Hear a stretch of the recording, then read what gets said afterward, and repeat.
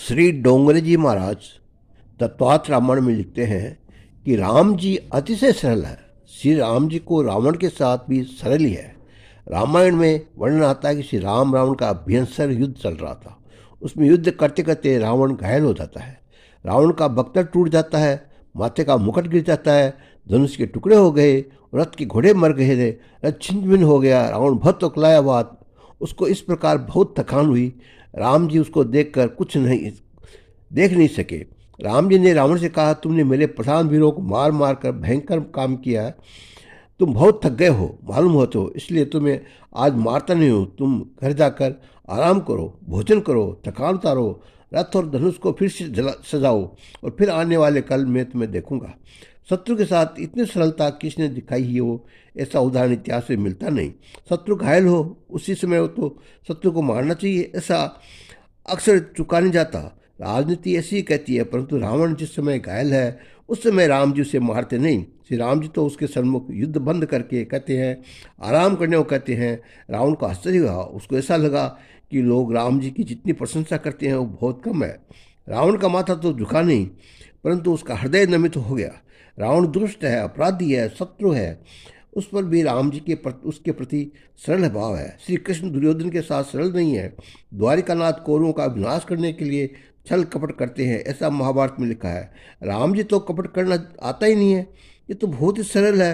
सरल छल कपट कैसा होता है वो राम जी जानते नहीं। तुम साधु हो ना, उसको तो कोई बात नहीं, परंतु सरल अवश्य बनो। जिसका हृदय बहुत सरल होता है उसके हृदय में परमात्मा का प्रवेश होता है। कपट करने से हृदय टेढ़ा होता है। थोड़ी अंदर नजर डालकर देखो, तुम्हारा हृदय सरल है या बांका है। आज प्रिय जगत में कितनों को तुमने धोखा दिया है, कितने जीवों के साथ कपट किया है।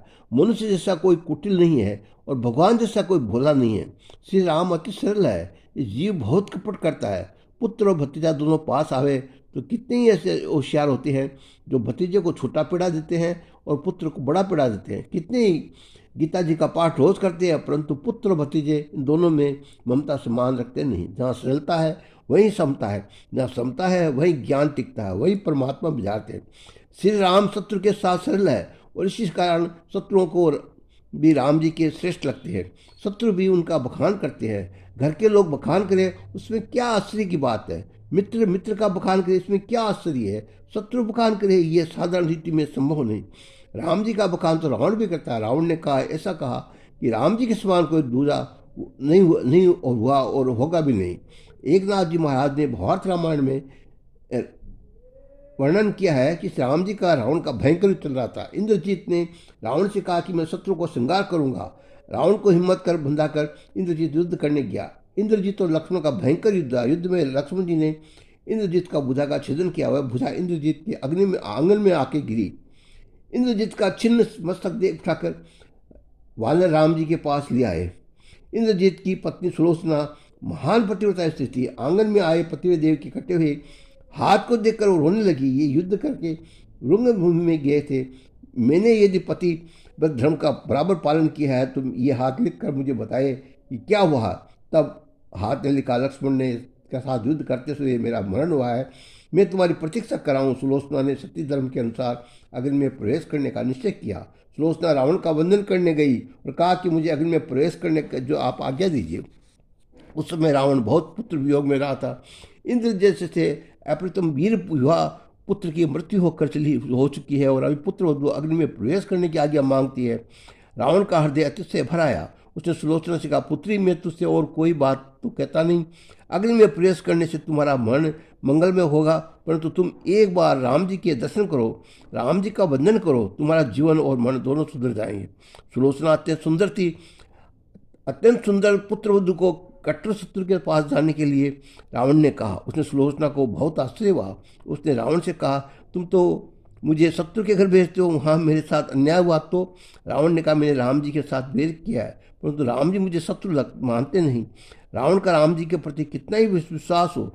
जवान योद्धा और वीर पुत्र युद्ध में मृतक हुआ है, उस समय रावण राम जी की प्रशंसा करता है, पुत्र वियोग में राम जी की स्तुति करता है। उसने कहा, मुझे विश्वास है कि राम जी के दरबार में अन्याय होता नहीं है।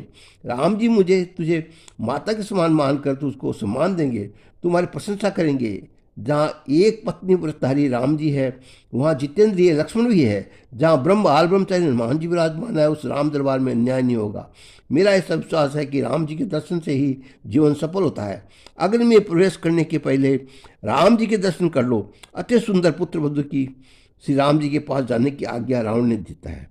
सुलोचना रामचंद्र जी के पास जाती है। प्रभु ने सुलोचना की प्रशंसा की और कहा कि ये दो वीर योद्धाओं के बीच में युद्ध नहीं था, ये तो दो पतिव्रता स्त्रियों के बीच युद्ध था। लक्ष्मण की धर्मपत्नी उर्मिला महान पतिव्रता है और ये सुलोचना भी महान पतिव्रता है। ये लक्ष्मण और इंद्रजीत के मध्य का युद्ध नहीं था, उर्मिला और सुलोचना के मध्य का युद्ध था। दो पतिव्रताओं का युद्ध था। सुग्रीव ने पूछा, सुलोचना महान पतिव्रता है, ऐसा आप वो देखकर वर्णन कर रहे हैं, तो फिर इसके पति का मरण क्यों हुआ? राम जी ने कहा, सुलोचना पति को कोई मार नहीं सकता था, परंतु उर्मिला की जीत हुई। उसका एक ही कारण है कि सुलोचना के पति ने पर स्त्री में कुभाव रखने वाले रावण की मदद की और उर्मिला के पति ने पर स्त्री में मातृभाव रखने वाले के पक्ष में थे। इससे उर्मिला का जोर अधिक था, नहीं तो सुलोचना का पति को कोई मार नहीं सकता था। सुलोचना को राम दर्शन करने में आनंद हुआ। प्रभु ने उसे अपने पति का मस्तक दिया। पति के मस्तक को देखकर सुलोचना रोने लगी। राम जी को दया आई। राम जी ने कहा, बेटा रो नहीं, तू हमारी पुत्री है, तेरी इच्छा हो तो तेरे पति को मैं जीवित कर दूं, 1000 वर्ष की आयु दे दूं, तुम लंका में आनंद से राज्य करो, मैं यहीं से वापस लौट जाऊंगा। तो रोती है तो मुझे तनिक भी अच्छा सहन होता नहीं है। सुलोचना को आश्चर्य हुआ। लोग राम जी के विषय में जो वर्णन करते हैं वह बहुत ही सामान्य बात है। राक्षसों को भी राम जी भले लगते हैं। राम जी को ये बखान करते हैं, तो फिर देवता और ऋषि राम जी का बखान करे, इसमें कोई आश्चर्य नहीं है। राम जी का अतिशय सरल है, सरल स्वभाव राम जी का। राम जी की सरलता का वर्णन रामायण में स्थान स्थान पर आता है। जो अति सरल है उसी के हृदय में राम जी का प्रवेश होता है। जैसा मन में हो वैसा ही बोलो, मन वाणी और क्रिया में समान बनो, वही व्यक्ति राम जी को भला लगता है, ये भगवान कहते हैं। और जोंगरी जी महाराज ने भी कहा है कि जिसका सरल स्वभाव है उसी को राम जी मिलते हैं और उसी के बारे में राम जी उसी को पसंद करते हैं। जय सिया राम।